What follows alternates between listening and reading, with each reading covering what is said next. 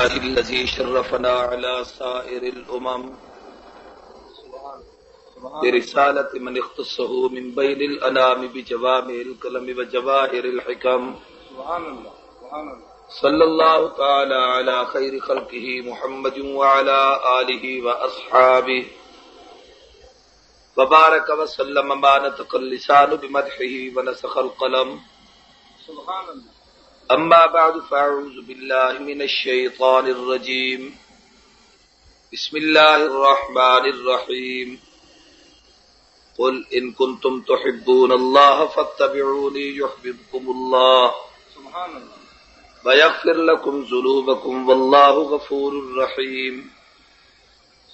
قال النبي صلى الله عليه وسلم لا يؤمن أحدكم حتى أكون أحب إليه من والده وولده والناس أجمعين. وقال رسول الله صلى الله عليه وسلم لا يؤمن أحدكم حتى يكون هواه تبعا لما جئت به.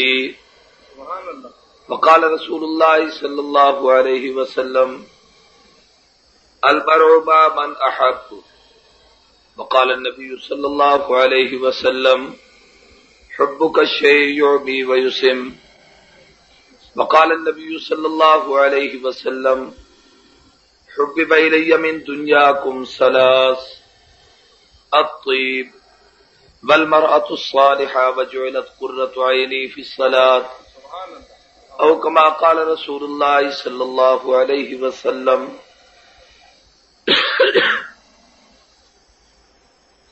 رسول مجتبی کہیے، محمد مصطفیٰ کہیے، خدا کے بعد بس وہ ہیں، پھر اس کے بعد کیا کہیے. شریعت کا یہ ہے اسرار ختم الانبیاء کہیے، محبت کا تقاضا ہے کہ محبوب خدا کہیے. جبین و رخ محمد کے تجلی ہی تجلی ہیں، جسے شمس الضحیٰ کہیے، جسے بدر الدجا کہیے. جب ان کا ذکر ہو دنیا سراپا گوش ہو جائے، جب ان کا نام آئے مرحبا صلی اللہ کہیے. درفشانی نے تیری قطروں کو دریا کر دیا، دل کو روشن کر دیا، آنکھوں کو بینا کر دیا. خود نہ تھے جو راہ پر اوروں کے ہادی بن گئے، کیا نظر تھی جس نے مردوں کو مسیحا کر دیا. آقا تیری معراج کے تو لوح و قلم تک پہنچا، میری معراج کے میں تیرے قدم تک پہنچا. محمد کی محبت دین حق کی شرط اول ہے، اسی میں ہو اگر خامی تو سب کچھ نامکمل ہے. سب حضرات عقیدت اور محبت سے نماز والا درود شریف عبادت کی نیت سے اونچی آواز کے ساتھ پڑھ لیں. اللهم صل على محمد وعلى ال محمد كما صليت على ابراهيم وعلى ال ابراهيم انك حميد مجيد. اللهم بارك على محمد وعلى ال محمد كما باركت على ابراهيم وعلى ال ابراهيم انك حميد مجيد. اردو یا سرائے کی بھائی؟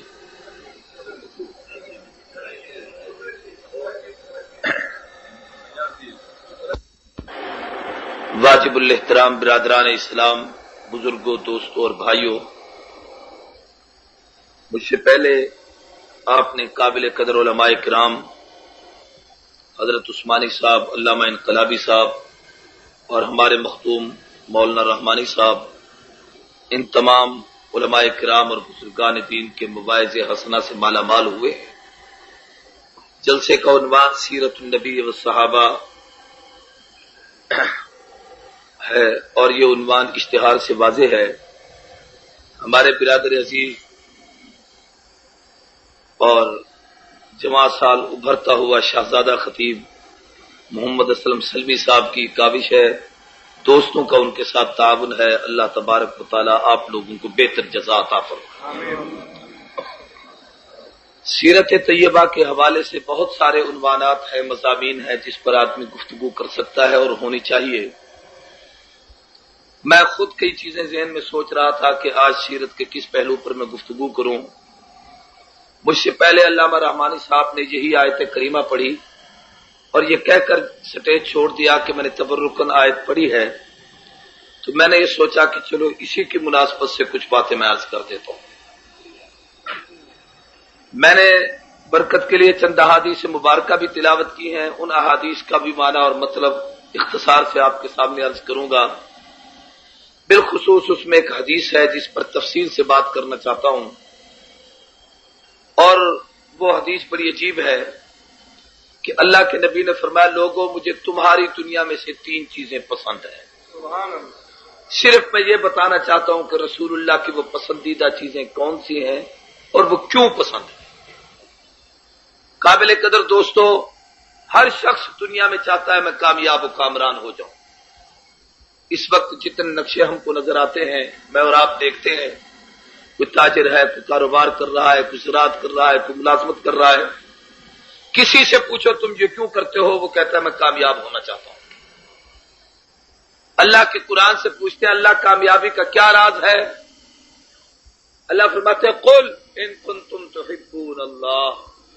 میرے پیارے پیغمبر دلبر آپ ان میں اعلان کر دیجئے کہ لوگوں اگر تم اللہ سے محبت کرنا چاہتے ہو، ان کنتم تحبون اللہ، اللہ سے محبت کرنا چاہتے ہو، ہر شخص چاہتا ہے میں اللہ کے قریب ہو جاؤں، حتیٰ کہ ہندو بتوں کی پوجا کرتا ہے تو وہ بھی ان کو مشکل کشا خدا نہیں سمجھتا، اللہ تک پہنچنے کا ذریعہ سمجھتا ہے۔ عیسائی سے پوچھیں، سکھ سے پوچھیں، مجوسی سے پوچھیں، ہندو سے پوچھیں، آتش پرست سے پوچھو آگ کو کیوں پوجتے ہو، ستارہ پرست سے پوچھو اس کی پوجا کیوں کرتے ہو، سکھوں سے پوچھو تم اپنے عقیدے اور مذہب پر کیوں ہو۔ ہر شخص یہ چاہتا ہے، کہتا یہی ہے میں یہ کام اس لیے کرتا ہوں کہ میرا اللہ اس میں راضی ہوتا ہے۔ لیکن قرآن تجھ سے پوچھتے ہیں کہ اللہ کی رضا کس میں؟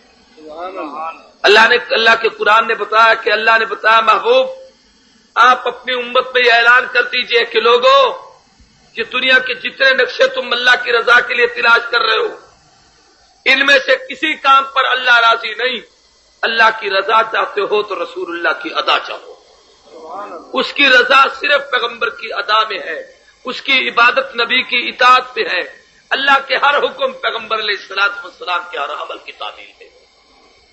قل پیغمبر اعلان کر دیجئے ان کنتم تحبون اللہ، اگر تم اللہ سے محبت کرنا چاہتے ہو، پیغمبر پھر آپ کہیں فاتبعونی، تم لوگ مجھ محمد کی اتباع کرو، یحببکم اللہ، اللہ تمہیں اپنا محبوب بنا لے گا۔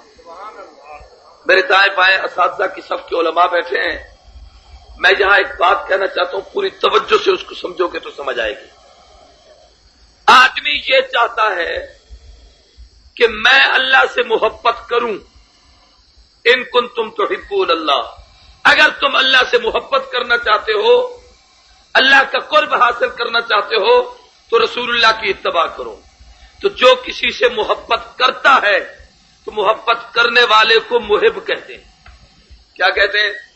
سارے کہیں۔ اور جس سے محبت کی جاتی ہے اس کو کیا کہتے ہیں؟ سارے بولو۔ آج محب اور محبوب کی باتیں سنیں۔ سبحان اللہ، سبحان اللہ۔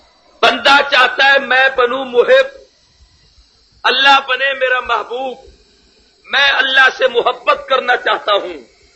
اب اللہ کی محبت کے لیے ہر آدمی اپنے محبوب کو راضی کرنے کے لیے بڑی مشقت کاٹتا ہے، بڑی محنت کرتا ہے، بڑا جتن کرتا ہے، بڑے کام کاج کرتا ہے۔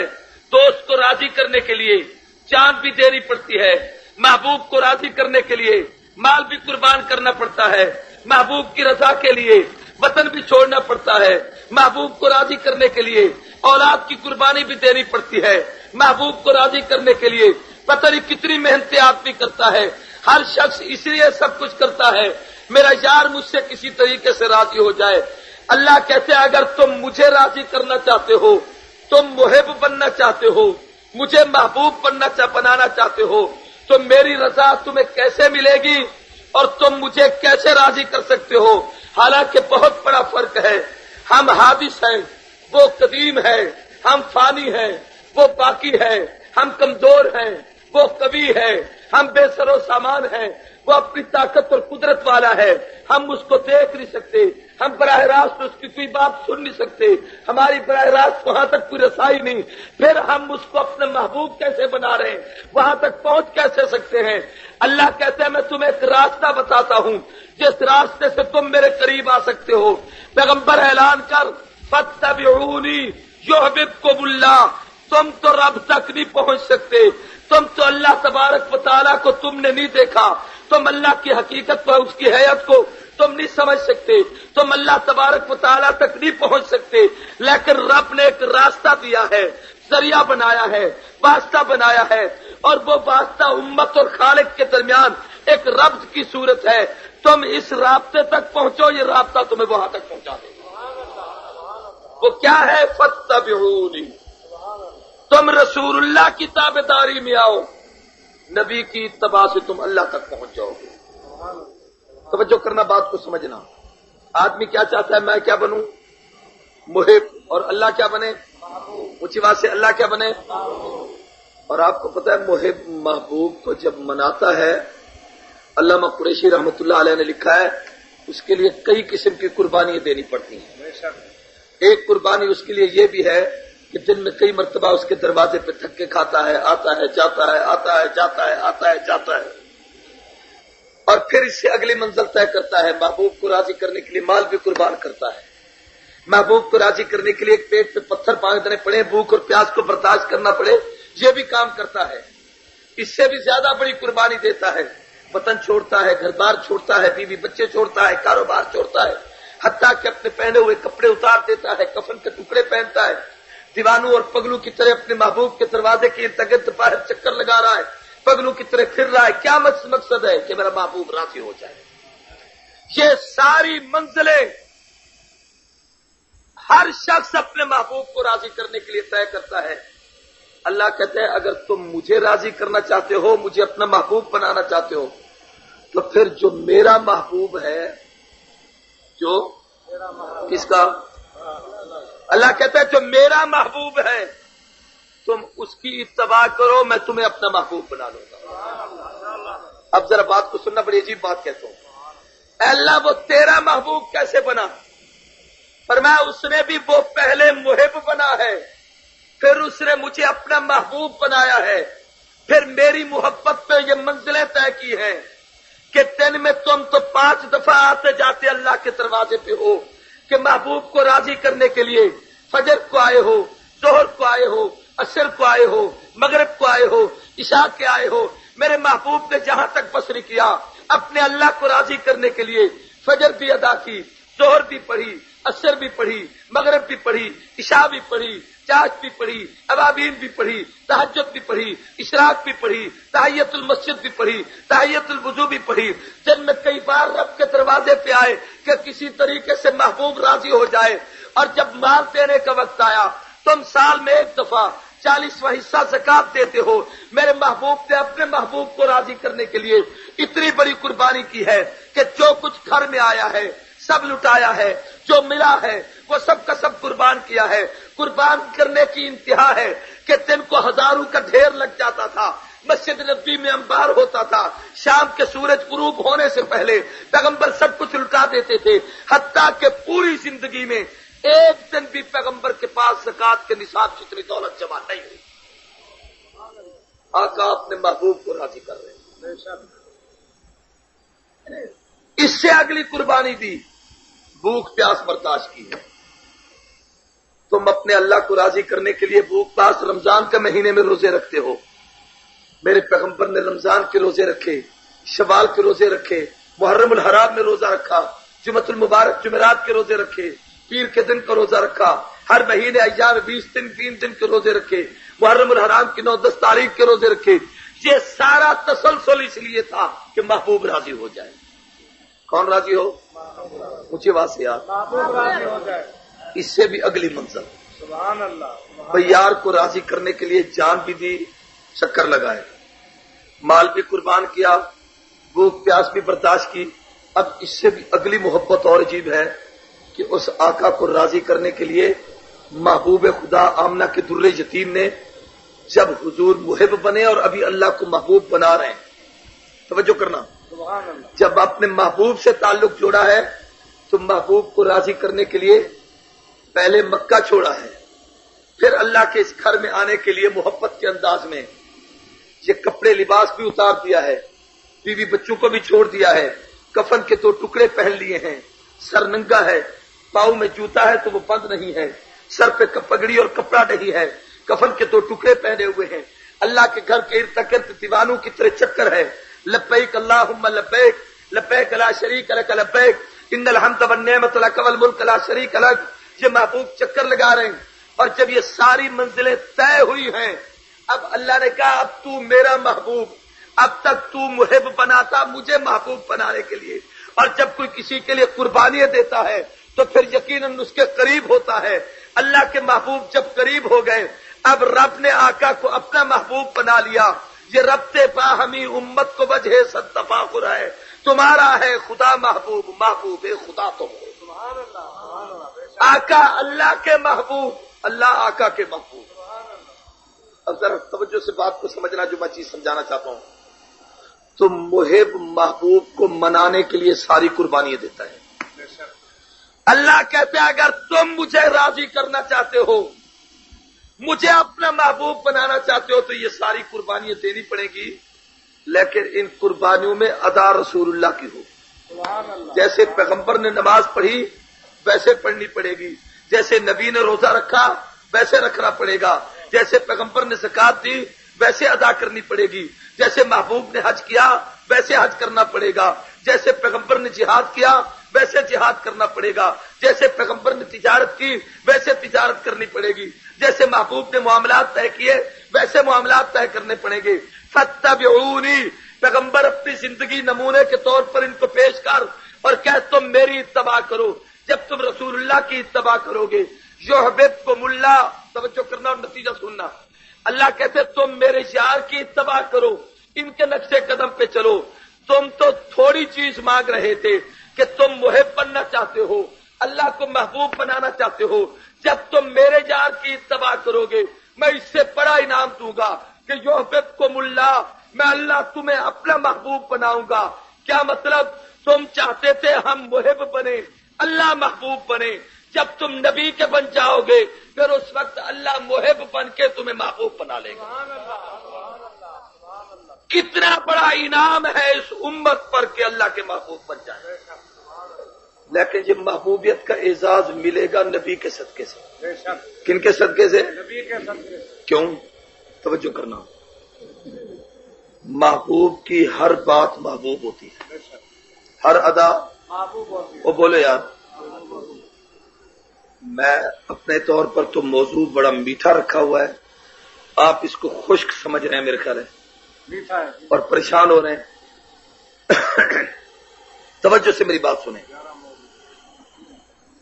بھائی، محبوب کی ہر ادا جب محبوب ہوتی ہے، ایک مثال دیتا ہوں، کہ کسی کے محبوب نے رومال باندھا ہے تو جی چاہے گا یار کے سر پر جیسا رومال ہے میں بھی ویسا پہنوں، بھائی جیسے وہ چلتا ہے میں ویسے چلوں، جیسے اس نے کرتا پہنا ہے میں ویسا کرتا پہنوں، جیسے اس کا لباس ہے میں ویسا لباس پہنوں، جیسے وہ باتیں کرتا ہے میں ویسے باتیں کروں، جیسے اس کا انداز ہے میں اس انداز کو اپناؤں۔ اور جب آدمی کسی کے محبوب کی ساری باتیں اپنانا شروع کرے، توجہ کرنا، تو پہلی نظر میں آدمی اس کو دیکھتا ہے اور کہتا ہے یار یہ چلتا ایسے ہے جیسے میرا یار چلتا تھا، یہ بولتا ایسے ہے جیسے میرا دوست بولتا تھا، یہ کام ایسے کرتا ہے جیسے میرے دوست کی ادا تھی، اس کی گفتار ایسے ہے جیسے میرے یار کی گفتار تھی، یہ ساری ادائیں اس کی ہیں۔ یہ کہتے کہتے کہ میرے دوست کے نقشے قدم پہ چل رہا ہے، میرے یار کی اداؤں کو اپنایا ہوا ہے، اس کی طرح بولتا ہے، اسی کی طرح چلتا ہے، اسی کی طرح کام کاج کرتا ہے، اسی کی طرح چلتا پھرتا ہے۔ پہلے تو اس کی طرح کہہ رہا تھا، اب جب انتہا ہو جاتی ہے ادا میں محبت کی تو پھر یہ کہتا ہے میرا دوست تو اب نہیں یار، یہ اس کی ادائیں اس جیسی ہیں، اس لیے اب یہ بھی اسی کی طرح میرا دوست ہے۔ اللہ کہتا ہے جب تم میرے محبوب کے نقشے قدم پہ چلو گے، ادائیں تو میرے محبوب کی ہیں، اب محبوب تو نہیں چل رہے، تم ان کی طرح چلتے ہو، تم بھی میرے محبوب۔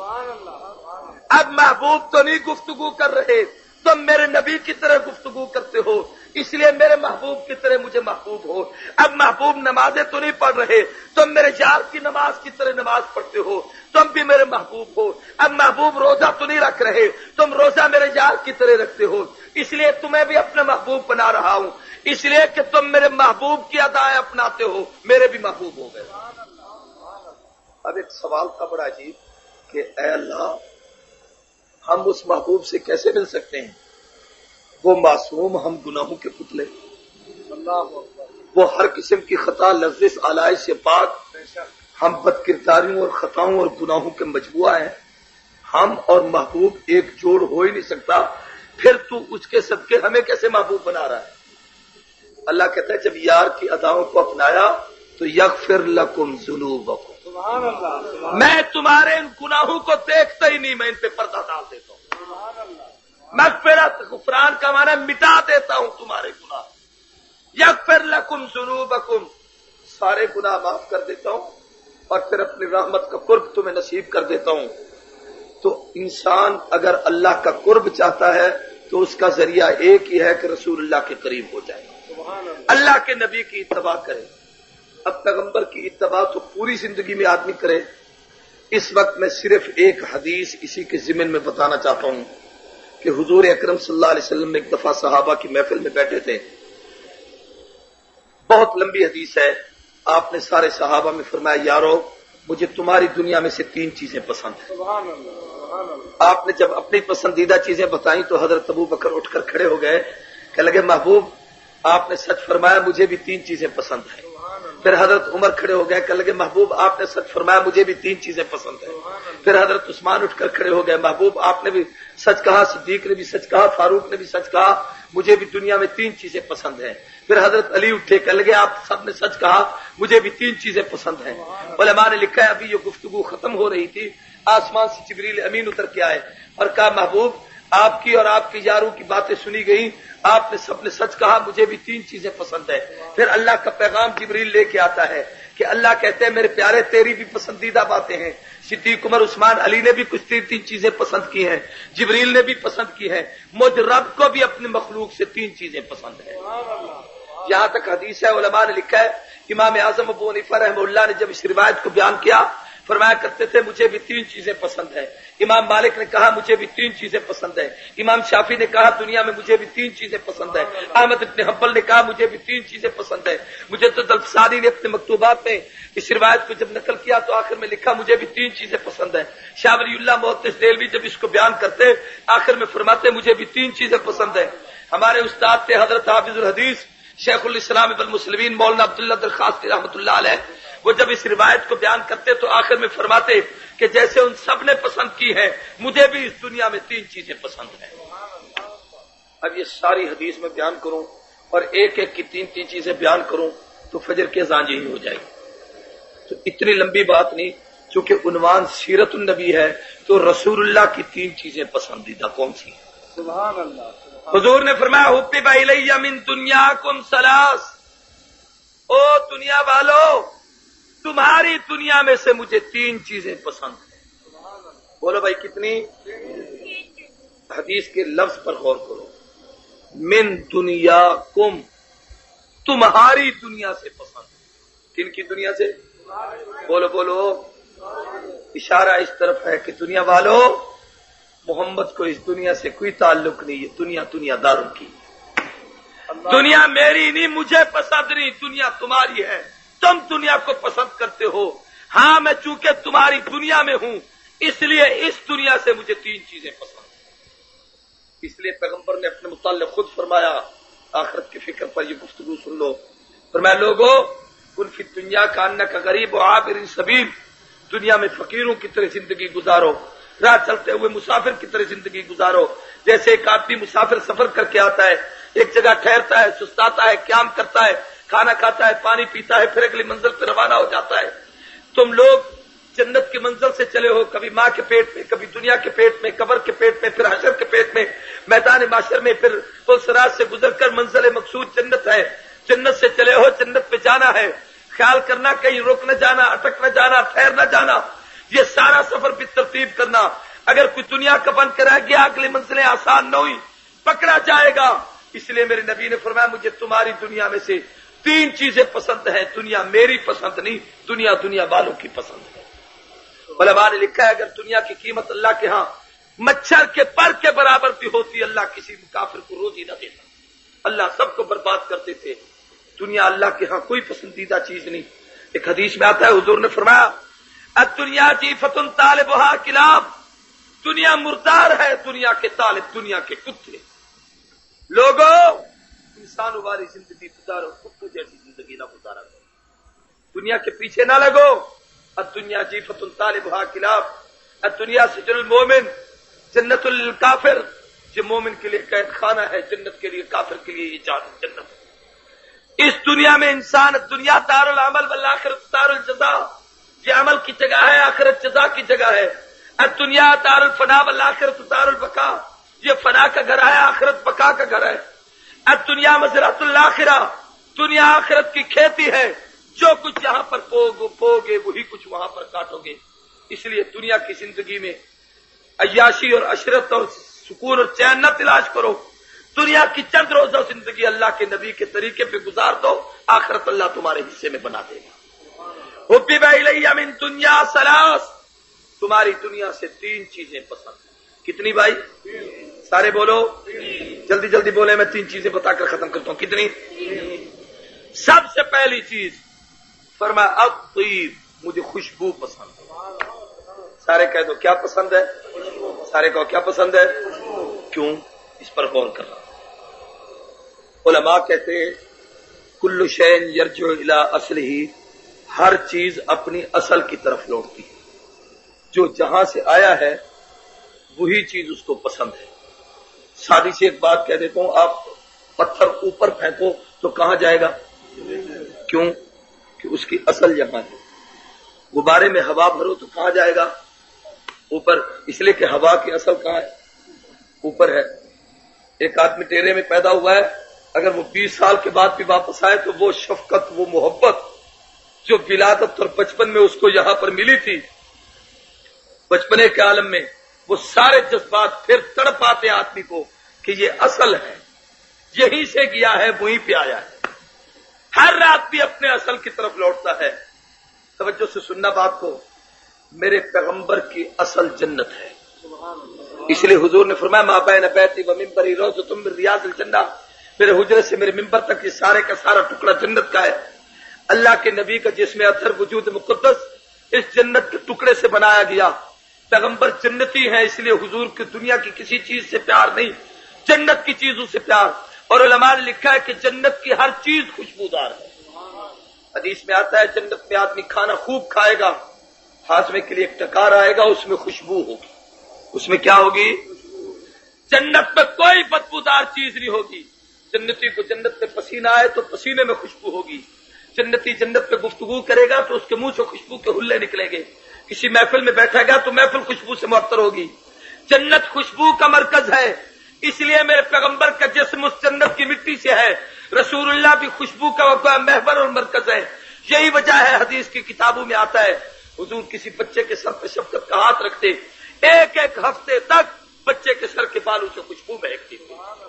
اللہ کے نبی چونکہ مجسم خوشبو تھے, حضور کو پسینہ آتا تو رسول اللہ کے پسینے میں خوشبو تھی. علماء نے لکھا ہے محبوب صلی اللہ علیہ وسلم کسی راستے سے گزر کر جاتے, صحابہ کہتے ہیں ہمیں تلاش نہیں کرنا پڑتا, پوچھنا نہیں پڑتا تھا حضور کہاں ہے, وہ راستہ خوشبو سے مہک کر بتاتا اللہ کے نبی یہاں سے گزر کر جا رہے ہیں. تو میرے نبی کو کیا پسند ہے بھائی؟ سارے بولو اونچی آواز سے. فرمایا تمہاری دنیا سے خوشبو پسند ہے, اور اس لیے بھی کہ دنیا کی ہر چیز بدبودار ہے. کہہ دو ہر چیز. کبھی تجربہ کرو, آپ پانی ہے نا, پانی اس کو 2 دن بھر کے رکھتے تو اس کے اندر بھی بو پیدا ہو جائے. کھانا ہے آٹا گوندھ کے رکھتے, گرمیوں کا موسم ہے, صبح گوندے شام کو وہ خراب ہو جاتا ہے, اس میں بو سی پیدا ہو جاتی ہے, پکانے کے قابل نہیں. سالن پکایا آپ اس کو 2 دن رکھتے وہ خراب ہو جائے گا. آپ اگر منہ میں مسواک نہ کرے تو منہ میں بدبو ہے. آپ بھی اگر اپنے نہائے دھوئے نا تو جسم میں بدبو ہے. کپڑے نہ صاف کرے تو کپڑوں میں بدبو ہے. پسینہ آئے تو پسینے میں بدبو ہے. جس مکان میں رہتے ہو اس میں جھاڑو نہ دو, صفائی نہ کرو, مکان کے اندر بدبو ہے. یہ حتیٰ کہ میرا اور آپ کا پورا جسم مجسم بدبو ہے. پیشاب ہے تو بدبو ہے، پخانہ ہے تو بدبو ہے، اس کے اندر خون ہے تو بدبو ہے، پیپ ہے تو بدبو ہے، عفونت ہے تو بدبو ہے. حتیٰ کہ کوئی آدمی کسی کے قریب بیٹھ کر کتنی محبت بھرا ہو بات کرتا ہے تو اگلا آدمی کہتا ہے منہ ایک طرف کر، تیرے منہ سے مجھ بدبو آتی ہے. یہ دنیا بدبودار چیز ہے، اس کی ہر چیز میں بدبو ہے، اس کے کھانے پینے میں بدبو ہے. حتیٰ کہ علماء نے لکھا ہے جو آدمی جتنا عیاشی کا کھانا کھائے گا، جتنی مرغن کھانا کھائے گا، جتنا قیمتی کھانا کھائے گا، اس کے نتیجے میں جب وہ پیشاب کرے گا اس کے جسم سے اس سے اتنی زیادہ عفونت اور بدبو آئے گی جتنی قیمتی کھانا کھا رہا ہے. اس لیے کہ دنیا جیفتن طالبھا کلاب، یہ مردار ہے اور مردار چیز میں بدبو ہوتی ہے. پوری دنیا بدبودار ہے. میرے نبی نے دنیا کی کسی چیز کو نہیں پسند کیا، اگر پسند کیا ہے تو جنت کی خوشبو کو پسند کیا. دنیا کی کوئی چیز نہیں پسند کی، فرمایا تمہاری دنیا میں سے خوشبو پسند ہے، اس لیے کہ نبی خود خوشبو والے. ایک حدیث سناؤ، علماء بیٹھے خوش ہو جاؤ گے سارے، توجہ کرو. حضور نے فرمایا اگر تمہیں کوئی آدمی 2 تحفے دے ان کو کبھی رد نہ کرنا، قبول کر لینا، یہ میری سنت ہے. ایک اگر کوئی ہدیہ تمہیں خوشبو دے تو اس کو قبول کر لیا کرو. یہ ہمارے تبلیغی بھائی، اللہ ان کو جزائے خیر دے، یہ جب بھی علماء کو ملنے کے لیے جاتے ہیں، بزرگوں کے پاس جاتے ہیں، بیچارے اپنی استعداد کے مطابق 2-2 4-4 روپے کی چھوٹی چھوٹی سی عطر کی شیشیاں ساتھ لے کر پھرتے ہیں اور وہ ہدیے کے طور پر پیش کرتے ہیں. میں آپ سے ایک جملہ کہتا ہوں، خدا کے لیے ناراض نہ ہونا. کبھی یہ مت سوچنا گھٹیا درجے کی ذہنیت رکھ کر 4 روپے کی شیشی ہے، یہ میرا کیا اکرام ہے، یہ تھوڑا سا عطر ہے، میں کیا کروں گا، آدھا ماسا بھی اس کے اندر نہیں. انکار نہ کرنا، پیغمبر کی پسند ہے جو یہ پسند کر کے تمہیں دے رہے. سبحان اللہ. فرمایا اگر کوئی خوشبو دے تو انکار نہ کرنا، ابو داؤد کی روایت میں ہے. اور دوسرا حضور نے فرمایا اگر کوئی دودھ پیش کرے تو اس کا بھی انکار نہ کیا. دودھ بھی جنت کی نعمتوں میں سے ایک نعمت ہے. اطیب خوشبو پسند ہے. علماء نے لکھا ہے کہ خوشبو السواق، ایک عجیب حدیث ہے، حضور نے فرمایا خوشبو لگانا یہ تمام انبیاء کی سنت ہے. ایک روایت میں آتا ہے حضور صلی اللہ علیہ وسلم نے فرمایا اربعۃ من سنن الانبیاء، 4 چیزیں 1,24,000 نبیوں کی سنت ہے. کتنی چیزیں بھائی؟ یار بولو تو صحیح. تقریر کا ٹائم ہی اس وقت دیتے ہو جب 12 بج جاتے ہیں، ظلم ہے. کتنی چیزیں تمام انبیاء کی سنت ہے؟ یاد کر لو. السواق، مسواک کرنا تمام انبیاء کی سنت ہے. التعطر، خوشبو اور عطر لگانا تمام انبیاء کی سنت ہے. النکاح، شادی کرنا تمام انبیاء کی. سارے بولو. 3 کافی ہیں یا چوتھی بھی بتاؤں؟ سوچ کر سارے کہو تو بتاتا ہوں ورنہ نہیں. جی ہاتھ کھڑا کریں جو کہتے ہیں بتاؤ. جی اتنے کافی نہیں. عطر لگانا کیا ہے؟ مسواک کرنا کیا ہے؟ تیسری چیز کیا بتائیے؟ نکاح کرنا. چوتھی سینے پہ ہاتھ رکھو بتاتا ہوں. حضور نے فرمایا آدم سے محمد کریم تک 1,24,000 انبیاء کی سنت ہے کہ جب نماز میں کھڑے ہو دایاں ہاتھ بائیں ہاتھ پر رکھ کر ناف کے نیچے باندھنا تمام انبیاء کی سنت ہے. بات سمجھ آ رہی ہے کہ نہیں؟ کہہ دو تمام انبیاء کی. اب ہمیں کیسے پتا چلا سب کی سنت ہے؟ ایک تو محبوب نے بتایا ہے، دوسرا میرے نبی نے سب نبیوں کو معراج کی رات نماز پڑھتے دیکھا. پیغمبر نے عملاً دیکھا ہے کہ وہ ہاتھ ایسے باندھ کر کھڑے، اس لیے تمام انبیاء کی سنت ہے.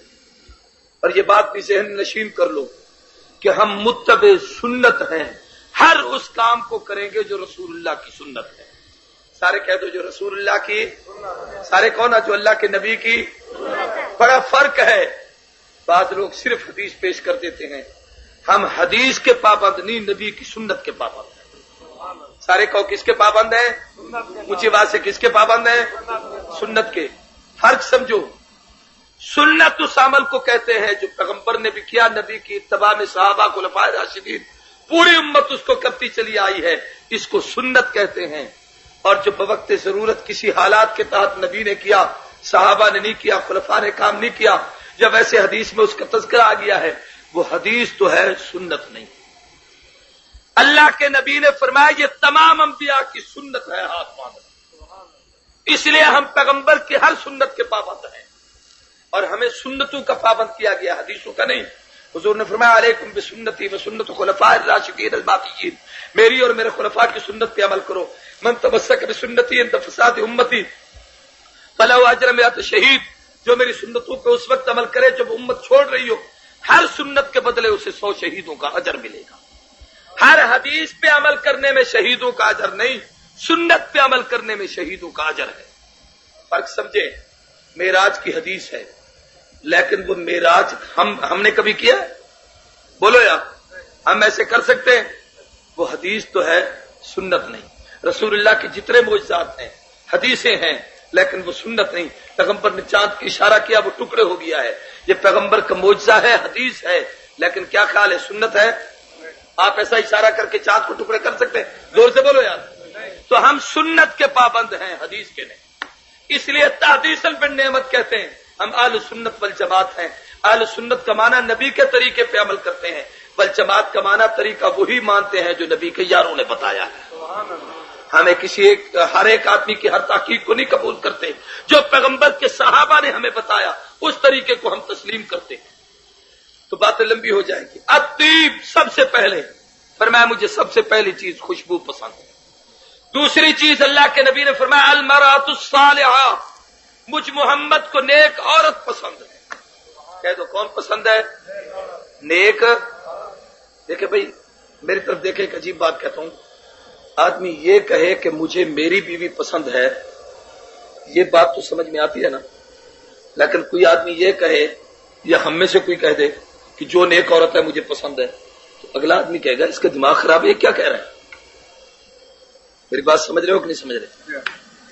بھائی اپنی بیوی کو پسند کرنا تو عقل، فطرت، طبیعت کے مطابق ہے، لیکن جو عورت ہے اس کو پسند کرو، یہ بات سمجھ میں نہیں آتی۔ اور میرے پیغمبر نے کیا فرمایا؟ المرأۃ الصالحہ، ہر نیک عورت مجھے پسند ہے۔ سارے کو ہر نیک عورت۔ میرے دوست یہاں بیٹھے ہیں، مجھے بڑی خوشی ہوئی یہاں پر کہ آپ کے اسی محلے میں قریبی الحمدللہ مدرسۃ البنات ہے، 300 سے زائد بچے معتیب کی تعلیم حاصل کر رہے ہیں اور بہت اچھا ایک ماحول ہے۔ تو میں اس مناسبت سے باتیں کرتا ہوں، اگر یہ میری آواز میری ان بیٹیوں اور بچوں تک پہنچ رہی ہے تو ان کو بھی یہ ذہن نشین کرنا چاہیے۔ حضور نے فرمایا نیک عورت پسند ہے، المرأۃ الصالحہ۔ اس پر میں آپ کو سمجھانا چاہتا ہوں کہ حضور نے عورت کو کیوں پسند کیا۔ توجہ ہے؟ رسول اللہ کی بیویاں ہماری کیا ہیں؟ اونچی بات سے مائیں۔ جب بیوی ہمارے لیے ماں کی حیثیت رکھتی ہے تو رسول اللہ کی حیثیت امت کے سامنے کیا ہوئی؟ اونچی بات سے یار، ڈرتے کیوں؟ کیا ہوئے؟ باپ۔ اور کبھی کسی باپ کے سینے پہ ہاتھ رکھ کے اس سے پوچھو تیرے بیٹے بھی ہوں، بیٹی بھی ہوں، بیٹیاں بھی ہوں، تو سب سے زیادہ پیارے بیٹے لگتے ہیں یا بیٹیاں؟ کسی باپ سے پوچھو جس کی بچی ہو، وہ کہے گا بیٹا میرا اپنی جگہ پہ پسند بیٹا ہوتا ہے، طبیعت چاہتی ہے اللہ بیٹا دے، جی چاہتا ہے اللہ کرے کوئی جانشین بنے، لیکن جب خدا بیٹی دیتا ہے سچی بات یہ ہے کہ بیٹے کی نسبت محبت بیٹی سے زیادہ ہوتی ہے۔ اس لیے میرے پیغمبر نے مردوں کو نہیں فرمایا المرأۃ الصالحہ کہہ کے کہا کہ یوں تو میری پوری کی پوری امت نبی کے لیے اولاد کی حیثیت رکھتی ہے، لیکن ان میں سب سے زیادہ بیٹی مجھے پسند ہے، بیٹی سے میں محبت کرتا ہوں، بیٹی کا اکرام کرتا ہوں۔ بیٹی کو پیغمبر نے رحمت اور نعمت بتایا ہے، اللہ کا احسان بتایا ہے۔ المرأۃ الصالحہ کہہ کر میری ماں بہن بیٹی سوچ، پیغمبر نے تیری عزت کو 4 چاند لگائے ہیں، تیری عظمت کو بلند کیا ہے۔ اگر اسلام کی تاریخ کا مطالعہ کرو، ربیع الاول کے مہینے کی مناسبت سے بات کرتا ہوں، پیغمبر کے آنے سے پہلے دور جاہلیت میں حتیٰ کہ بڑے بڑے فلاسفر اور حکماء، اطباء، ارسطو جیسے، جناب والا بڑے افلاطون جیسے اور بڑے بڑے حکماء گزرے ہیں، وہ لوگ اس پر بحث کرتے تھے کہ عورت انسان کی جنس میں سے ہے کہ نہیں ہے۔ کوئی کہتا تھا مرد کے لیے جانوروں کے طرح اللہ نے اس کو پیدا کیا ہے، جیسے جانور عورت کے مرد کے کام آتے ہیں، عورت پہ اس کے کام آتی ہے۔ کوئی عورت کو فطرہ بتاتا تھا، کوئی عورت کو مصیبت بتاتا تھا، کوئی عورت کو اپنی عیاشی کی چیز بتاتا تھا۔ میرے پیغمبر نے عورت کی عظمت کو بلند کر کے کہا المرأۃ الصالحہ، لوگوں عورت فطرہ نہیں، نیک عورت محمد کی پسند ہے، سب سے زیادہ پسند ہے کہ عورت نیک۔ اور پھر میں ایک اور عجیب بات کہتا ہوں، توجہ کرنا دوستو، سارے دوست بیٹھے ہو غور سے سننا، اور یہ میں تقریر جو آج آپ کو سنا رہا ہوں کم از کم یہ ٹکڑا جا کر گھروں میں میری ماؤں کو، بہنوں کو، بیٹوں کو سنانا، ان کے لیے انتہائی قیمتی باتیں ہیں، یاد کرو گے۔ المرأۃ الصالحہ، نیک عورت کی 4 حیثیتیں ہیں اسلام میں، ماں ہے، بہن ہے، بیٹی ہے، بیوی ہے۔ ہر ایک کی حیثیت سے میرے نبی نے اس کا احترام کیا۔ اگر یہ ماں بن کر سامنے آئی ہے، رحمت کائنات نے حلیمہ کی قدموں میں چادر بچھائی ہے، بیوی آئی ہے تو حضور نے اس کی مٹھیاں بھری ہیں، رحمت کائنات نے اس کو دودھ پلایا ہے، شربت پلائی ہے، اس کا اکرام کیا ہے۔ یہ بوڑھی اماں جب جانے لگی تو حضور دروازے تک چھوڑنے گئے ہیں، پوچھا گیا محبوب، پراگندہ بال، پریشان حال، اجڑا ہوا لباس، بھولی بھالی سی عورت، اس کے میلے کپڑے، اس کا اتنا استقبال، اتنا خیال، اتنا احترام، فرمایا لوگوں تم نہیں پہچانتے، مجھے دودھ پلانے والی میری اماں حلیمہ تو ہے۔ میری ماں سن، میرے نبی نے المرأۃ الصالحہ کہہ کر پھر عزت کو اتنا اونچا کیا۔ میرے نبی نے فرمایا جنت تحت اقدام الامہات، جنت تلاش کرنی ہے تو ماں کے قدموں میں جا کر تلاش کرو۔ عورت کی دوسری حیثیت بہن کی ہے۔ اللہ کے نبی کی ایک بہن سیدہ شیمہ رضی اللہ تعالیٰ عنہ، جو حضور کے ساتھ بکریاں چراتی تھی، حضور صلی اللہ علیہ وسلم کو ساتھ لے کے جاتی تھی۔ روایتوں میں آتا ہے جس وقت یہ مسلمان ہونے کے لیے آئی، غزوہ نجیۃ طائف کے موقع پہ گرفتار ہوئی، ہاتھوں میں ہتھکڑیاں تھی، صحابہ اس کو پکڑ کر لا رہے تھے۔ عورت پوچھتی ہے یہ بی بی مجھے کہاں لے جاؤ گے؟ ایک صحابی کہتا ہے ہم اپنے نبی محمد رسول اللہ کے پاس تمہیں لے جائیں گے۔ وہ کون ہے؟ کہا امام الانبیاء خاتم الانبیاء ہیں، مکہ المکرمہ میں آئے، مدینے میں ہجرت کر کے آئے ہیں، ان کا نام محمد ابن عبداللہ ہے۔ وہ سارا حسب و نسب بتایا، بی بی کہتے ہیں میرے ذہن میں آیا یہ تو وہی میرا بھائی ہے جس کو میں بکری چرانے کے لیے ساتھ لے جاتی ہوں۔ اگلا جملہ سننا، خدا کی قسم ہل جاؤ گے۔ اس بی بی نے کہا جاؤ میرے بھائی محمد کو کہو جو تیرے ساتھ بہن بکریاں چراتی تھی، محمد آج تیرے دربار میں ہتھکڑیاں پہن کر آ رہے۔ صحابی دوڑتا ہوا جاتا ہے، جا کے کہتا ہے محبوب ایک بڑی قداور، بہادر، دلاور، شراور عورت ہے، بڑے اونچے سے قد کاٹتی ہے، اپنا نام فلاں بتاتی ہے، اور وہ کہتے ہیں میں رسول اللہ کی بہن ہوں، میں پیغمبر کے ساتھ بکریاں چراتی تھی، میں حضور کے ساتھ جایا کرتی تھی، وہ آپ کے تذکرے کرتی ہے۔ حدیث میں آتا ہے حضور نے جب اس کا جملہ سنا، آپ بیٹھے تھے، کندھے پہ کملی تھی، میں شیما شیما کہاں ہے میری بہن؟ آپ ایک دم اٹھے تو کملی نیچے زمین پہ گر گئی۔ آپ نے اپنی چادر اٹھا کر اس صحابی کو دیکھ کر فرمایا لے جا میری بہن کے سر پر یہ چادر ڈال، خیال کرنا اس کی ہتھکڑیاں چھوڑ دینا، اس کے ساتھ جو 300 قیدی گرفتار کر کے آ رہے ہو سب کو رہا کر دو، اس لیے کہ میں محمد اپنی بہن کے صدقے سب کو آزاد کرنا چاہتا ہوں۔ میری بہن بیٹی سن، آج اسلام نے یہ عزت دی ہے تجھے رسول اللہ کے صدقے سے۔ نبی نے المرأۃ الصالحہ کہہ کر عورت کو وہ مقام دیا ہے جو دنیا نہیں پہچان سکتی۔ آج کی جاہل نادان عورتیں جو بیچاری ہر جگہ مطالبے کرتی ہیں ہمارے حقوق دو، ہمارے حق کا خیال کرو، میری ماں بہن سن، نبی نے جتنے حقوق تجھے دیے ہیں دنیا میں کسی مذہب نے تجھے حق نہیں دیا۔ تو کیا جانتی ہے؟ پیغمبر نے اسلام میں مرد کو حکم دیا ہے باہر سے کما کر کلا، یہ عورت تیرے کمانے کے لیے نہیں، یہ زینت کاشانہ ہے، رونق محفل نہیں، بازار میں جانے کے لیے نہیں، یہ اپنے گھر کی 4 دیواری میں رہنے کے لیے۔ اس کو حکم دیا گیا خبردار، عورت اور مرد حقوق کے لحاظ سے برابر ہیں۔ عورت کے پیغمبر علیہ الصلوۃ والسلام نے احترام اور عزت کر کے بتایا کہ لوگوں دور جاہلیت میں لوگ عورتوں کے حقوق پامال کرتے تھے، محمد پوری امت کے حقوق ادا کرنے کے لیے آیا۔ المرأۃ الصالحہ، نیک عورت۔ عورت کی تیسری حیثیت، جملہ سننا طرف جاؤ گے، بیٹی کسی ہے۔ بیٹی ایک نعمت ہے، تفصیل کا وقت نہیں ہے ورنہ بیٹیوں پر پوچھا ہے، اور میں بیٹیاں دے ان بیٹیوں کو پالے، ان کی خدمت کرے، ان کی تربیت کرے، ان کو اچھی تعلیم دلائے، ان کے لیے اچھا رشتہ تجویز کرے، پھر جب ان کو نکاح رخصت کر کے ان کو رخصت کر دے۔ فرمایا یہ شخص قیامت کے دن جنت میں جب جائے گا اس کے اور میرے درمیان جیسے 2 انگلیوں کے درمیان کوئی فاصلہ نہیں، میرے اور اس کے جنت میں جانے میں کوئی فاصلہ نہیں ہوگا۔ میں ایک عجیب بات آپ کو سناتا ہوں۔ جس سال میں بخاری پڑھ رہا تھا قاسم علوم ملتان میں مولانا مفتی محمود کے پاس، اللہ اکبر، یہ حدیث آئی، علامہ کشمیری رحمۃ اللہ علیہ میں پڑھاتے تھے۔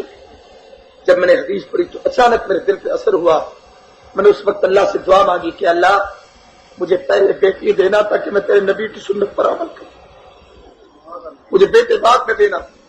اللہ کی قدرت کا فیصلہ، اللہ نے میری شادی کے فوراً بعد مجھے 2 بچے دی۔ الحمدللہ میں نے اپنی بڑی بچی کی پچھلے سال شادی کی، اللہ نے ابھی اس کو ایک بچہ دیا۔ وہ میری بچی میرے مدرسے میں بیٹھ کر باقاعدہ پڑھاتی ہے۔ تعدیثاً بن نعمت کہتا ہوں، اللہ تیرا شکر ہے کہ تو نے پیغمبر کی سنت کو زندہ کرنے کی، اس پہ عمل کرنے کی توفیق عطا فرمائی۔ بیٹی بڑی نعمت ہے۔ حدیث کی کتابوں میں آتا ہے حضور کو بیٹیوں سے اتنا پیار تھا، آپ کبھی کبھی رحمت کائنات حضور کے ساتھ، یہ چاروں بیٹیاں حضور کی شیب ابی طالب کی گھاٹی میں قید تھی، 3 سال تک رسول اللہ کے ساتھ قید رہی۔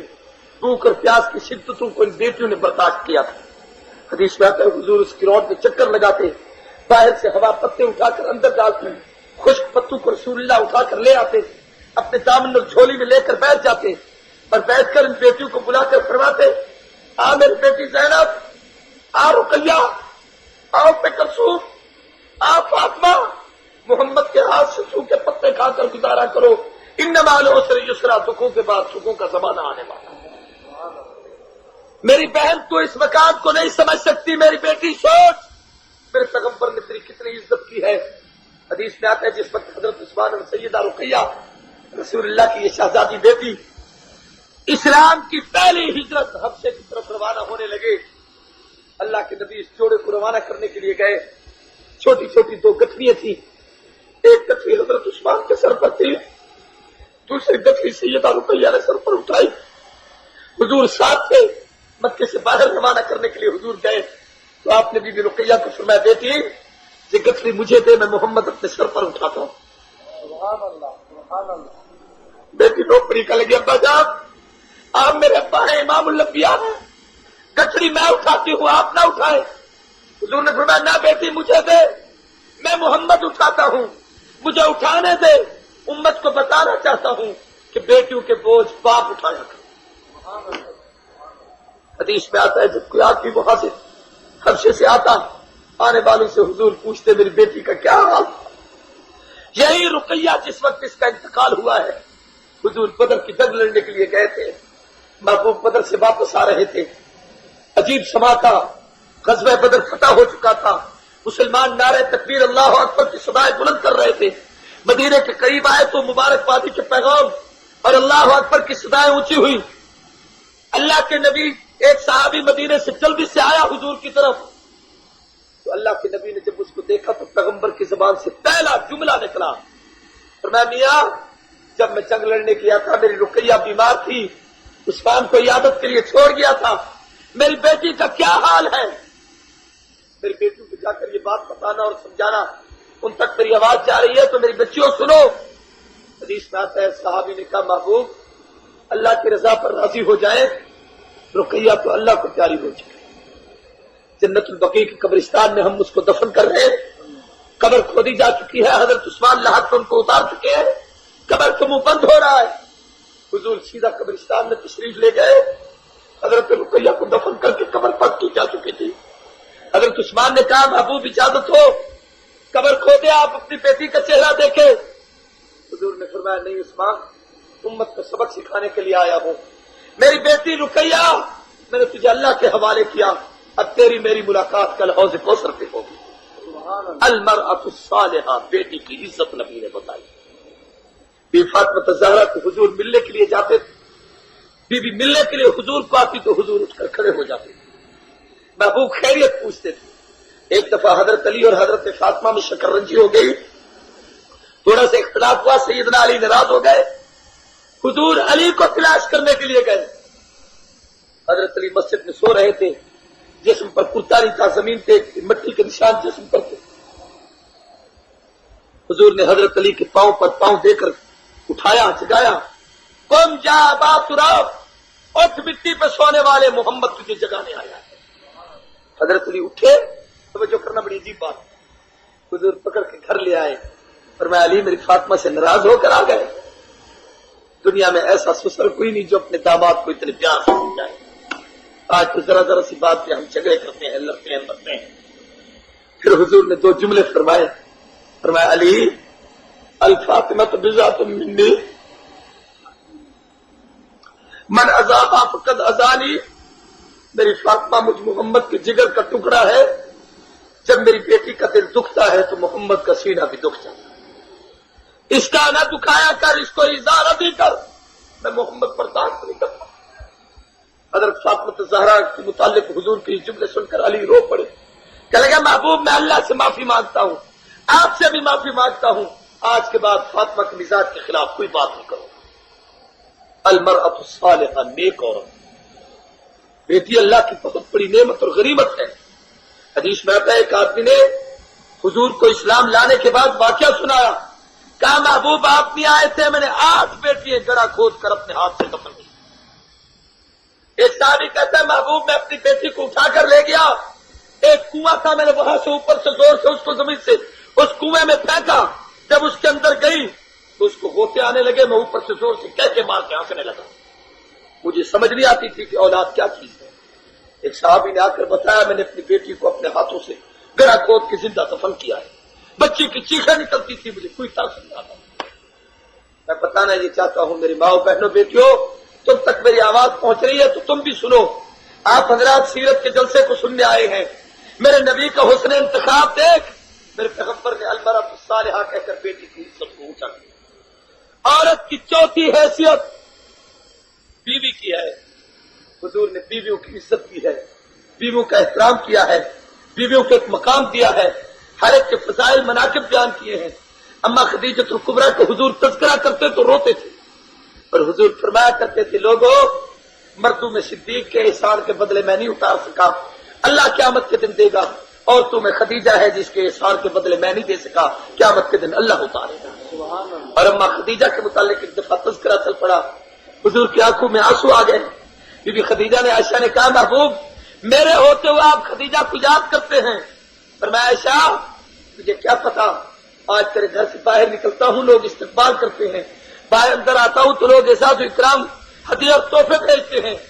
मैं खदीजा के घर से बाहर निकलता था, लोग पत्थर मारते थे, साहिर कहते थे, मजनून कहते थे, दीवाना कहते थे, मुझे पत्थर मारते थे। मैं जब वापस आता तो सर से पांव तक लहूलुहान होता था।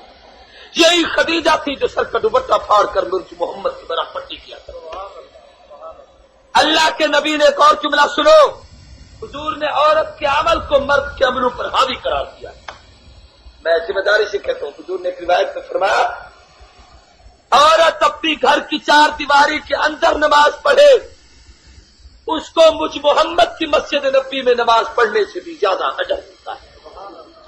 और हदीस सुनो, फरमाया औरतों तुम पर जुमा और जनाजे में आने की इजाजत नहीं, इत्तिहाम और रश और ईद के मौके पर ज्यादा होता है, ना आया करो तो पर्दे के साथ घर में बैठकर अल्लाह का जिक्र किया करो।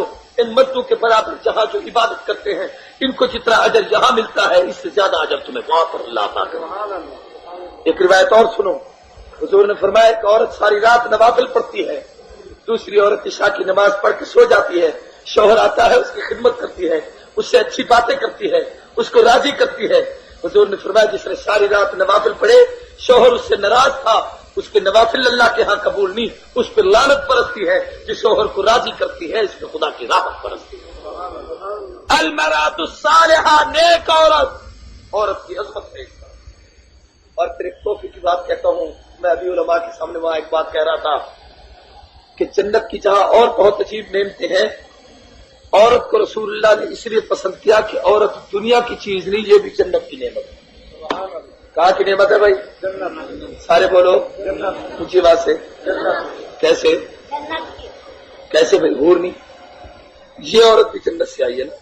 हजरत आदम का खमीर तो जमीन से लिया गया था, और जब बाबा आदम जन्नत में अकेले थे तो कहा अल्लाह अकेले गुजारा नहीं होता, बड़ी जन्नत है लेकिन इसके बगैर सुकून नहीं। तो अल्लाह ने हव्वा को जन्नत में पैदा किया था। वो जन्नत की नेमत है जो दुनिया में आई है। हव्वा की जितनी बेटियां आज तुम्हारे पास हैं ये जन्नत की नेमत है। इसलिए अलमरअतु सालिहा कहकर पैगंबर ने बताया कि नेक अमल करे तो अपने असल घर में जाएगी, जहां से आई वहां पहुंचेगी। इसलिए फरमाया वलहुम फीहा अज़वाजुम मुतहहरा, जन्नत में पाकीज़ा साफ सुथरी तुम्हारी बीवी होगी, और ये बीवी उन जन्नत की सारी औरतों की हूरों की सरदार बनेगी। वहां जहां दुनिया का हर फल जन्नत की नेमतों का मिसल है, असल नहीं, اکیلی عورت ہے جو یہاں پر بھی اصل ہے وہاں پر بھی اصل ہے. المرأۃ الصالحہ. تیسری چیز سنو بھائی، میں بات ختم کرتا ہوں، باتیں لمبی ہو گئی. میں نے وہ مولوی صاحب مولانا سلمی کو بتایا. پچھلا ہفتہ میں یہاں مظفر گڑھ تقریر کرنے کے لیے آیا، وہاں بیمار ہو گیا، ایک رات ہسپتال پڑا رہا، 2-3 دن احیاء علوم میں نے گزارے، پھر جمعہ پہ گھر پہنچا، پھر اس کے بعد پھر یہ سفر تھا، پروگرام تھے، صحت بھی ساتھ میں دے رہی.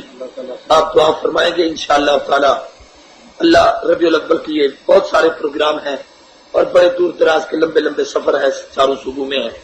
اللہ آسانی کے ساتھ گزروا دے، آمین کہیں، اور اللہ اچھی باتیں کہلوائے، آمین کہو. حبب الی من دنیاکم ثلاث، فرمایا تمہاری دنیا سے 3 چیزیں پسند ہیں. الطیب، خوشبو پسند ہے، خوشبو لگایا کرو بھائی، بڑی اچھی چیز ہے. خوشبو نماز کے لیے استعمال کیا کرو، کپڑے اچھے پہنو تو خوشبو لگاؤ، قرآن کی تلاوت کرو تو خوشبو لگایا کرو.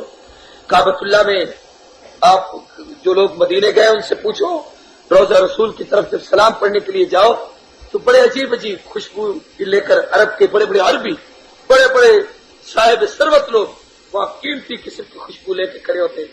ہر حاجی کو کہتے ہیں صاحب اس کو قریب بلا کر اس کو خوشبو لگاتے ہیں، اور خوشبو لگا کر پھر آگے بھیجتے ہیں کہ خوشبو لگاتے جاؤ، رسول اللہ کے روضے پہ سلام پڑھتے جاؤ. اللہ.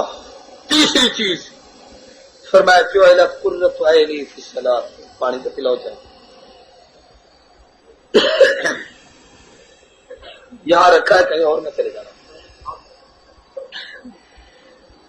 سنے بھائی، بات ختم کرتا ہوں.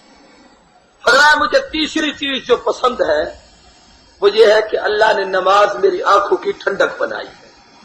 سارے کہہ دو نماز میری آنکھوں کی ٹھنڈک. بھائی غور کرنا، انتخاب دیکھیں. فرمایا خوشبو پسند ہے، نیک عورت پسند ہے، مگر نماز تو میری آنکھوں کی ٹھنڈک ہے. جیسے آدمی کہتا ہے نا جی ان کی بھی کیا بات ہے، ان کی بھی کیا بات ہے، مگر حضرت کو دیکھتا ہوں میری آنکھیں ٹھنڈی ہو جاتی.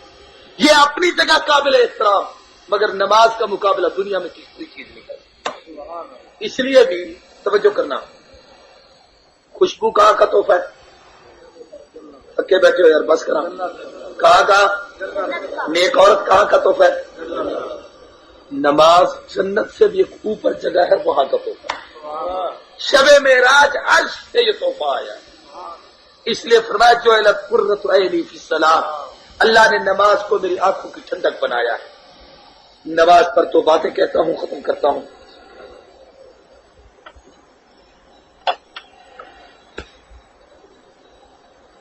نماز کس کو کہتے ہیں بھائی؟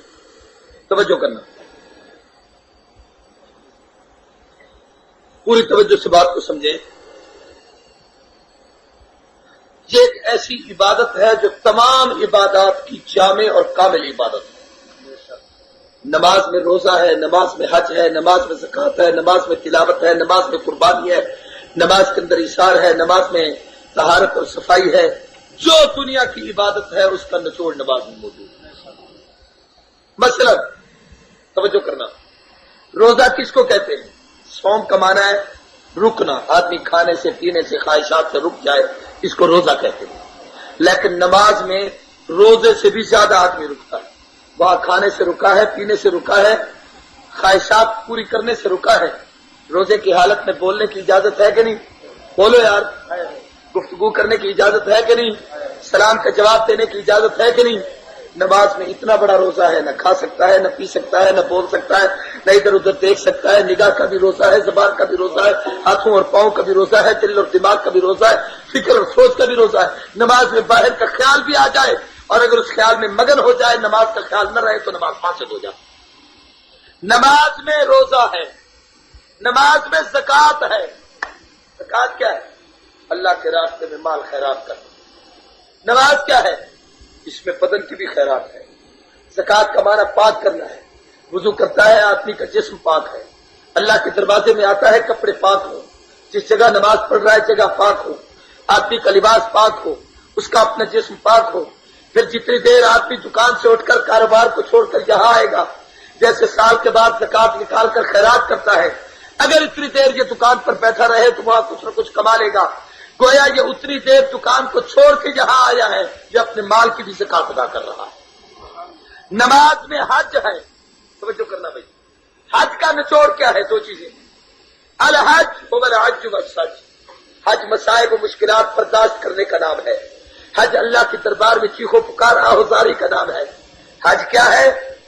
یہ پراگندہ بال، پریشان حال، سر پہ پگڑی نہیں، پاؤں میں جوتا نہیں، کفن کے ٹکڑے پہنے ہیں، لبیک اللہم لبیک لبیک لا شریک لک لبیک ان الحمد والنعمت لک والملک لا شریک لک، بیوی بچے گھر بار سب کچھ چھوڑ چھاڑ کے اللہ کے دربار پہ آ کر خدا کے حضور یہ جملے کہتا ہے۔ بالکل نماز میں وہی کیفیت ہے۔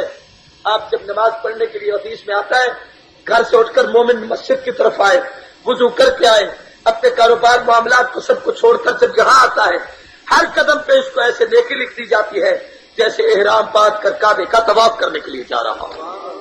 حج اور عمرہ کامل کی شہادت نہیں۔ حج کیا ہے؟ وہاں لبیک اللہم لبیک، اللہ میں حاضر ہوں، عرش والا دیکھ میں حاضر ہوں، لبیک لا شریک لک لبیک، تیرا کوئی شریک نہیں، میں تیرا بندہ تیرے دروازے پہ کھڑا ہوں، حمد تیرے لیے، نعمت تیرے لیے، تعریف تیرے لیے۔ نماز کیا ہے؟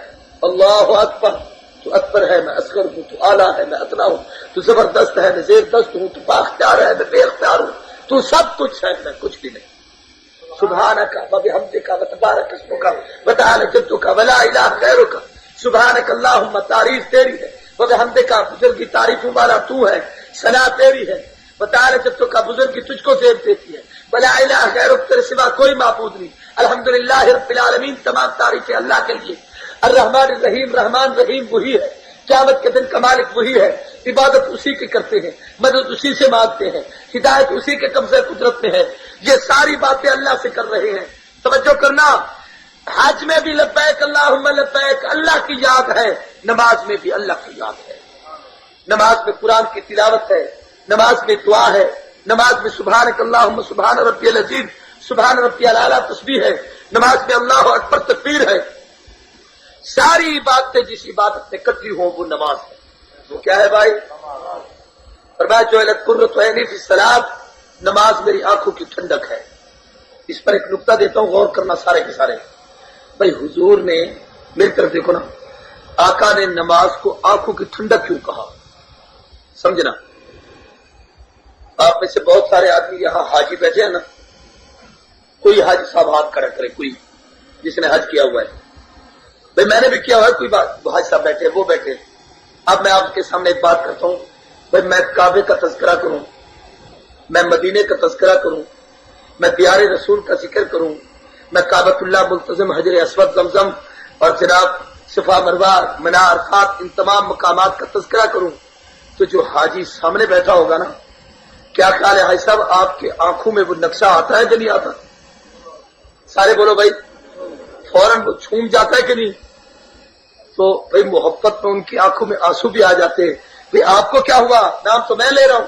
بولے صاحب آپ نے تذکرہ ضرور کیا ہے، میں نے حج کیا ہوا ہے، جب حج کا ذکر آتا ہے تو میری آنکھوں میں وہ نقشہ جھوم جاتا ہے، مجھے تسکین ملتی ہے، ٹھنڈک ملتی ہے۔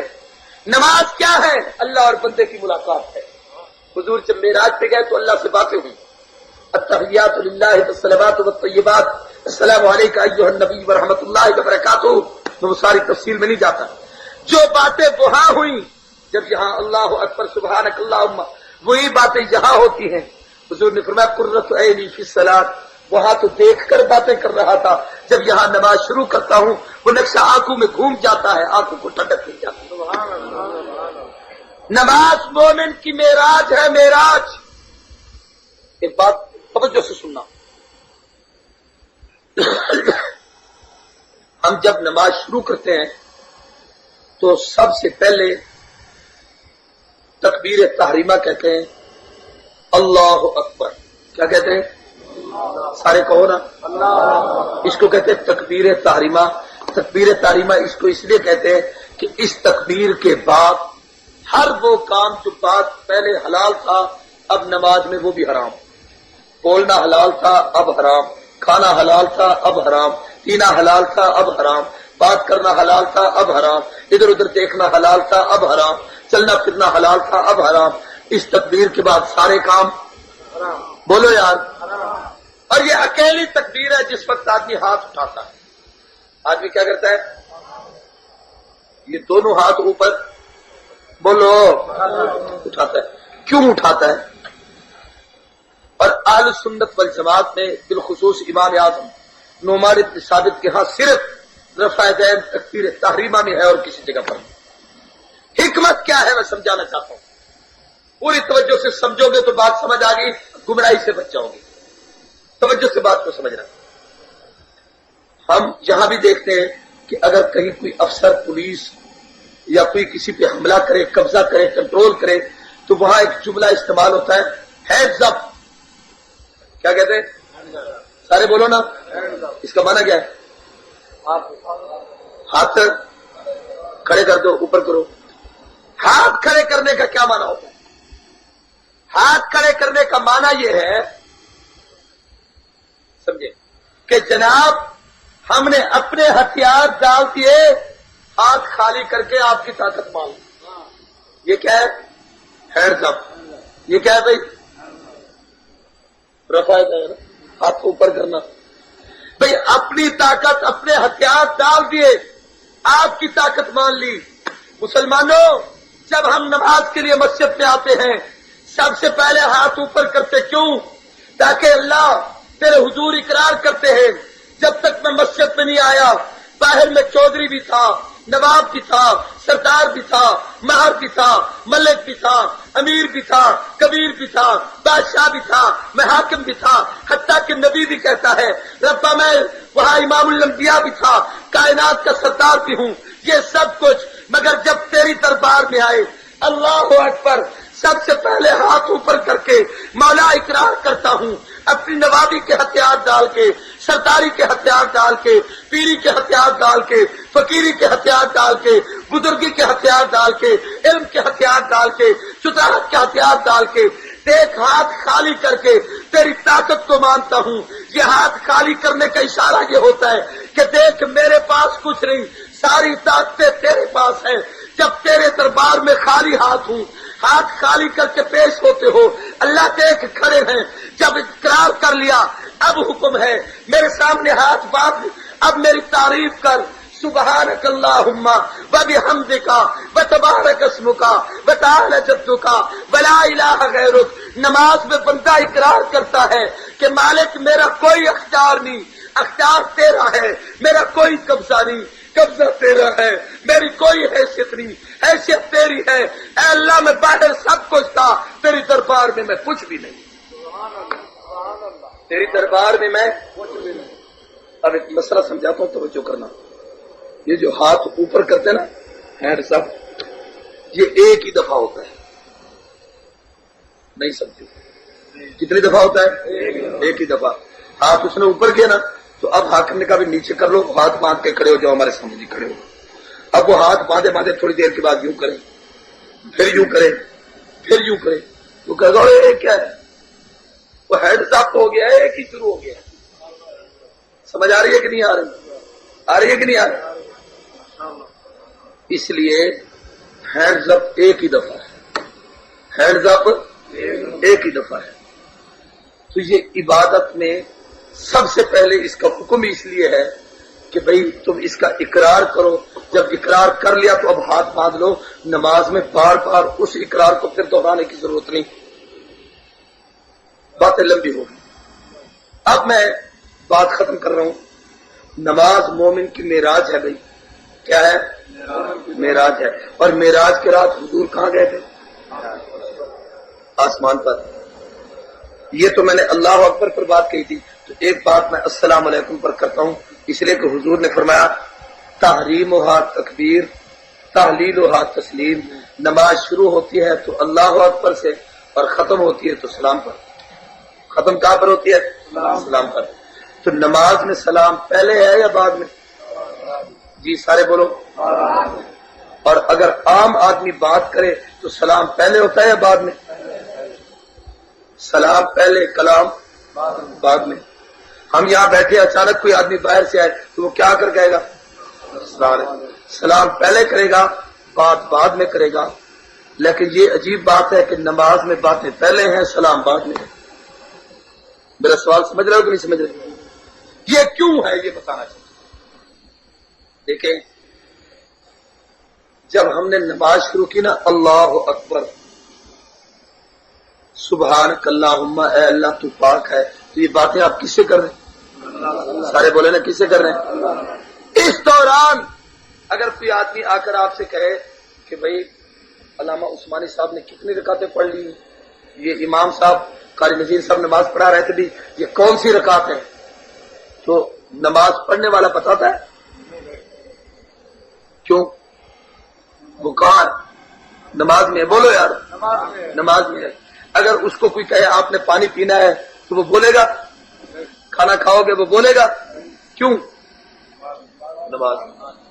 بھائی ظاہراً تو نماز میں ہے، حقیقت ایک اور ہے کہ اس نے جب کہا نا اللہ اکبر پھر یہ زمین پہ نہیں رہا، ظاہراً یہاں ہے، حقیقت میں یہ معراج پر ہے. اب یہ جہاں ہو تو کہے میں کھانا کھاتا ہوں، جہاں ہو تو کہے میں پانی پیتا ہوں، جہاں ہو تو کہے میں کام کاج کرتا ہوں، یہ جہاں ہے ہی نہیں، اس لیے اس سے باتیں نہ کرو، یہ تو نماز میں ہے، اور جب نماز میں ہو تو پھر معراج پہ. اب معراج پہ تھا، معراج پہ رکوع بھی کیا سجدہ بھی کیا، اور معراج کی انتہا کیا تھی؟ جو حضور معراج پہ گئے اس کی آخری انتہا یہ تھی کہ اللہ کے نبی نے اللہ کے دربار میں سجدہ کیا. کیا کیا بھائی؟ سارے بولو سجدہ. اور حدیث پاک میں آتا ہے رسول اللہ صلی اللہ علیہ وسلم نے فرمایا کہ مومن جب سر سجدے میں رکھتا ہے اس وقت ظاہراً وہ زمین پہ ہے، حقیقتاً اس کی پیشانی اللہ کے قدموں کے اوپر ہوتی ہے. اللہ کے قدم نیچے ہیں، اس کی پیشانی اوپر ہے. ظاہراً یہ زمین پہ سجدہ کر رہا ہے، حقیقت میں کہاں کر رہا ہے؟ اللہ کے عرش پر. نہیں عرش پر بھی نہیں، عرش نیچے تھا، اللہ کے قدموں پر. اللہ کے قدم عرش کے اوپر ہیں، اور جب اللہ کے قدموں پہ سر ڈال دے کوئی، دنیا میں کسی کے قدموں میں سر نذرانہ کر دو، دنیا اس کو داد دیتی ہے، اس کی گن گاتی ہے. اور جب آدمی اللہ کے قدموں میں سر رکھ دے، جان دے دی ہے جگر نے آج پائے یار پر، عمر بھر کی بے قراری کو قرار آ ہی گیا، یہی دل کی حسرت یہی آرزو ہے، نکل جائے دم تیرے قدموں کے نیچے. اب وہ انتہا ہو گئی معراج کی، سر اللہ کے قدموں میں آ گیا، سر سجدے میں رکھ دیا. اب جب انتہا کر کے اب واپس آئے، معراج سے واپس آئے، تو وہ باتیں ہوئی جو اللہ اور نبی کے درمیان تھی، التحیات للہ والصلوات والطیبات، وہ باتیں بھی پوری ہو گئی. تو اب آپ نے سلام پھیرنا تھا، تو آپ نے کہا معراج سے جب آپ آئے معراج کر کے، تو جب کوئی آدمی آتا ہے تو آنے والا کہتا ہے السلام علیکم. کیا کہتا ہے؟ تو اب جب آپ معراج کر کے آئے تو آپ نے کہا السلام علیکم ورحمۃ اللہ، السلام علیکم ورحمۃ اللہ. آپ نے یہ کہا کہ جب آپ نے پہلے اللہ اکبر کیا تھا، میں معراج پر تھا، اب میں آگے ہوں، میں سلام کر رہا ہوں. اب اس سلام کے بعد اب تحلیل ہا تسلیم، اب کھانا کھلاؤ کھاؤں گا، پانی پلاؤ پیوں گا، باتیں کرو باتیں کروں گا، سوال کرو جواب دوں گا، ساری گفتگو کروں گا، اس لیے کہ میں معراج کر کے آ گیا ہوں. تو بھئی یہ تین تحفے اللہ کے نبی نے امت کو دیے جو رسول اللہ کی پسند تھی. خوشبو پسند ہے، نیک عورت پسند ہے، اور نماز پسند ہے. اللہ مجھ کو آپ کو رسول اللہ کی ہر پسند قبول کرنے کی توفیق عطا فرمائے. وآخر دعوانا الحمدللہ رب العالمین. اللهم انت السلام ومنك السلام تبارك ربنا وتعالى يا ذا الجلال والاکرام وادخل الجنة مع الابرار یا عزیز یا غفار. اے اللہ تمام بیماروں کو صحت اور شفا نصیب فرما، پریشان حال لوگوں کی پریشانیاں دور فرما.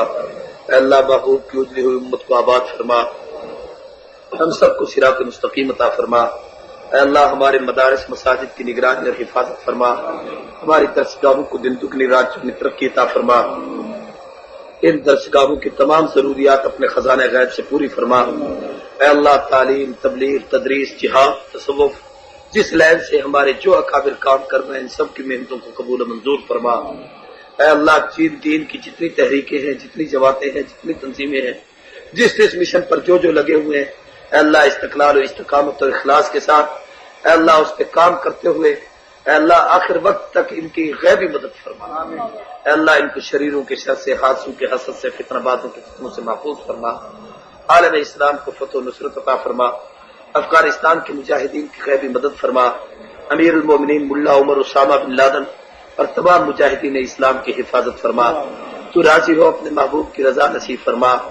رب مولانا اعظم طارق جیل میں ہے اور جتنے ہمارے دوست احباب مولانا اعظم طارق سے بھی بڑی بڑی قربانیوں والے مجاہد جیلوں میں ہیں، اے اللہ ان سب کی غیبی حفاظت فرما، اپنے خزانہ غیب سے قدرت کے ہاتھوں سے ان کے حق میں وہ فیصلے فرما کہ اللہ ان کو ہم ان میدانوں میں دیکھیں، صحابہ اہل بیت کے چرچے کرتے ہوئے دیکھیں، اے الہ العالمین ان کے دشمنوں کو تباہ و برباد کر، اے اللہ ان کے دشمنوں کو ذلت اور رسوائی کی موت عطا کر، اے اللہ ہمارے اس وطن عزیز پاکستان کی حفاظت فرما، ہندوستان کو، امریکہ کو، ایران کو، تمام کفر کی طاغوتی طاقتوں کو تباہ و برباد کر دے، اے اللہ ذلت اور رسوائی ان کا مقدر بنا دے، اہل حق کے لیے ہدایت کے راستے کھول دے، امن سلامتی عافیت اور رحمت کے دروازے کھول دے، اے الہ العالمین جو کچھ ہم نے کہا سنا عمل کی توفیق عطا فرما، ربنا تقبل منا انك انت السميع العليم وتب علينا انك انت التواب الرحيم، صلی اللہ تعالی علی خیر خلقہ محمد وعلی آلہ وصحبہ اجمعین،